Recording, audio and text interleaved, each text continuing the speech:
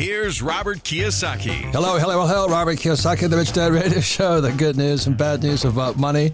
So I'm here with Kim and our dear friend Mark Moss, as well as Sarah. And we're discussing a very important subject, and it's a guy named Klaus Schwab and the WTF. Or is it WEF?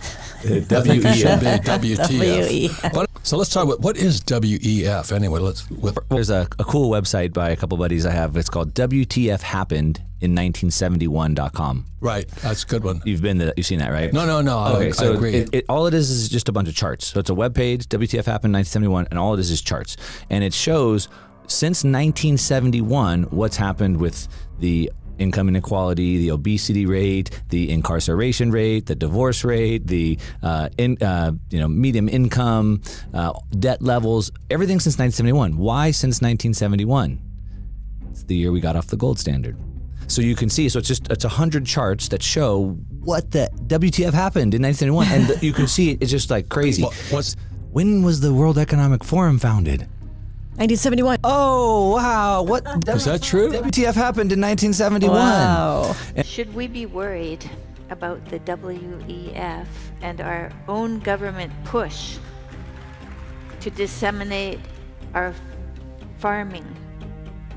Should you be worried about the WEF?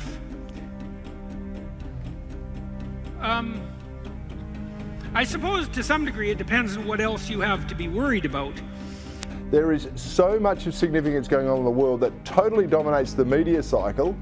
We're talking interest rate rises, war, politics. But believe me, it's all a part of a steady diet of distraction. Now, I say distraction because there are many other things going on that receive next to no public attention. But they really do have the potential to influence your life. Our overlords at the World Economic Forum, we speak about them all the time here, they are still keen on transforming the world in their image via the Great Reset and the grandly titled Fourth Industrial Revolution. See, right now, the WEF are providing a platform for those pushing a My Carbon initiative. And okay, they'll describe it differently, but in my words, it's essentially a personal carbon social credit system that will track everything you do, everything you buy, everything you eat. It's like Big Brother.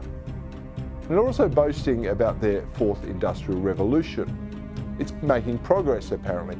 And they're using blockchain technology, likely, which will be integrated with central bank digital currencies, to keep track of everything we do. But it's all to save the planet, of course. The WEF have been upfront about their agenda for us. WEF founder Klaus Schwab even wrote about it in a book entitled The Great Reset. That's where you'll own nothing and be happy. Last week, thousands of soldiers were deployed to protect 3,000 of the world's most powerful people who were gathered in Davos, Switzerland.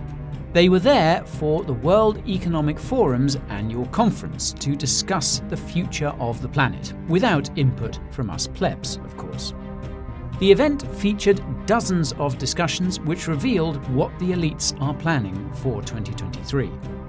Klaus went on to describe all the different crises the world is facing in a way that sounds like they were intentionally caused by the WEF. Klaus went on to imply that these crises were somehow part of his infamous Fourth Industrial Revolution, and said that the WEF's so-called stakeholders need to turn these crises into opportunities. Note that the WEF's stakeholders are its members, all famous and powerful people. About the Great Reset, which essentially is using COVID to reorganise the economy.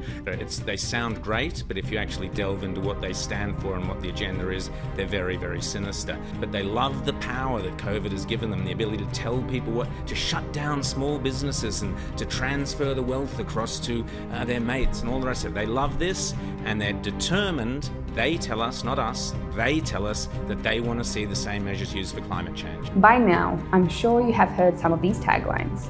The Fourth Industrial Revolution, the Great Reset and the Great Narrative, and of course, you will own nothing and be happy. What is the World Economic Forum's plan for the world in 2030? The World Economic Forum and the leader, Klaus Schwab, haven't been elected by anyone. Yet despite this fact, they are trying to influence politics all around the world in order to transform the planet that we live on.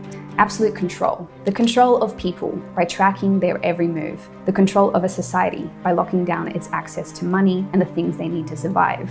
And the control of an individual's behavior and choices with a restrictive social credit system. The truth of the matter is that governments around the world are truly desperate. They've made such a mess of things that we're actually on the brink of ruin. And that's why they want these magnificent distractions that I spoke of earlier. They're hoping the more you focus on the light at the end of the tunnel, that you won't see the train that's heading your way.